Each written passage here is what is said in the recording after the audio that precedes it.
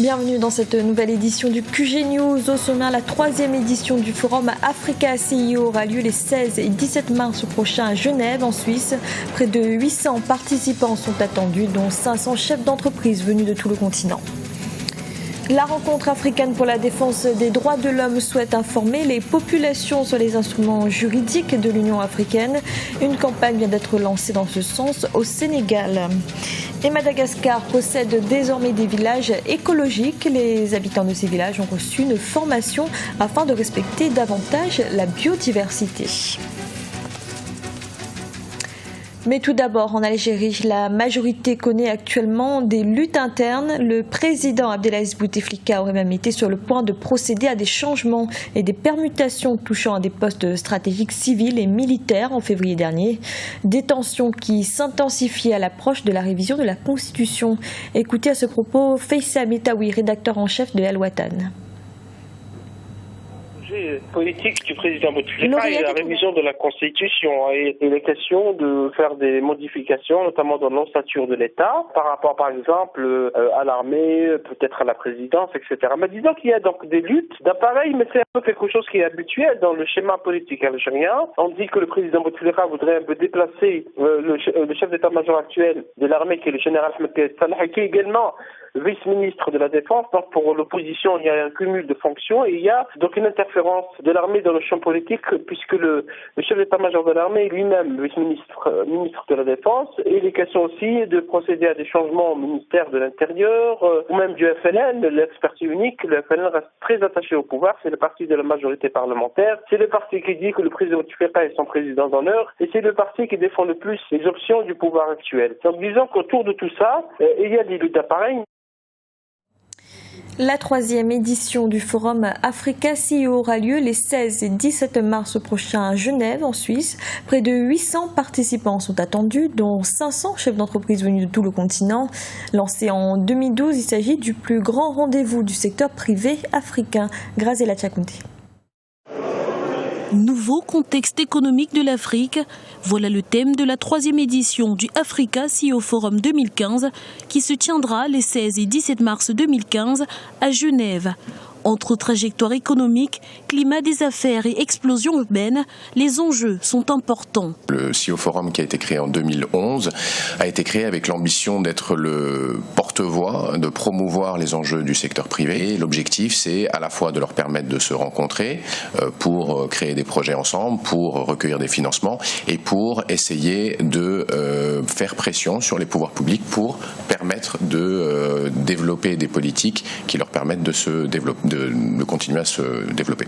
Des enjeux nombreux et importants donc, d'autant plus que le forum se tiendra dans une conjoncture délicate, marquée par des crises sanitaires, sécuritaires et économiques, avec notamment la chute des cours du pétrole et des matières premières. On a pensé qu'il était extrêmement important aujourd'hui que l'on puisse parler de choses qui sont fondamentale pour le développement du continent, à savoir l'environnement des affaires. On a eu pendant 10 ans une croissance qui a été portée quand même beaucoup par le développement des matières premières, pétrole, mines, et qui, à notre sens, a limiter un petit peu les réformes à faire sur l'épanouissement du secteur privé. En se basant sur le rapport Doing Business qui établit chaque année le classement des meilleures économies du continent, le forum se penchera également sur une question essentielle.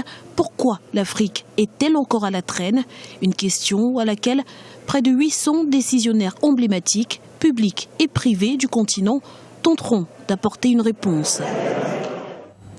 Au Sénégal, la rencontre africaine pour la défense des droits de l'homme a lancé mardi une campagne de vulgarisation des instruments juridiques adoptés par l'Union africaine.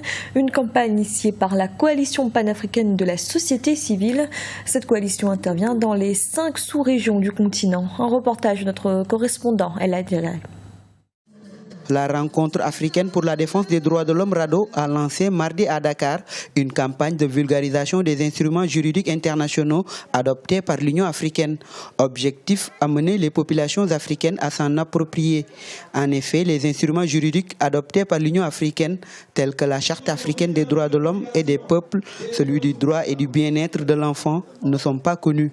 Nous voulons aujourd'hui transcender ces frontières pour faire de l'Afrique une seule Afrique basée sur des valeurs de démocratie, des valeurs de bonne gouvernance, des valeurs de respect de la dignité humaine. Cette campagne est prévue dans chacun des pays membres de la coalition africaine de la société civile. Et pour ce faire, les acteurs comptent sur le milieu éducatif pour inculquer aux élèves la citoyenneté. En dehors de nos aides de cours, nous nous sommes organisés en club droits humains pour former nos enfants sur les instruments juridiques dans le programme State of the Union surtout, qui parle de démocratie, qui parle de la bonne gouvernance, qui parle des droits des femmes, des droits de l'enfant.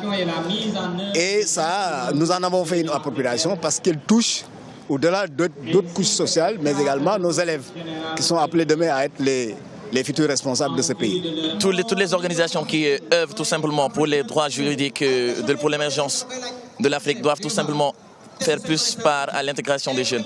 Car nous avons tout simplement noté que les jeunes sont de plus en plus intéressés à tout ce qui concerne tout simplement le contexte juridique et faire faux bond aux jeunes serait tout simplement faire faux bond à cette émergence. La coalition SOTU State of the Union est constituée de 10 organisations de la société civile africaine. Elle est créée en mars 2009 à Addis Abeba, en Éthiopie.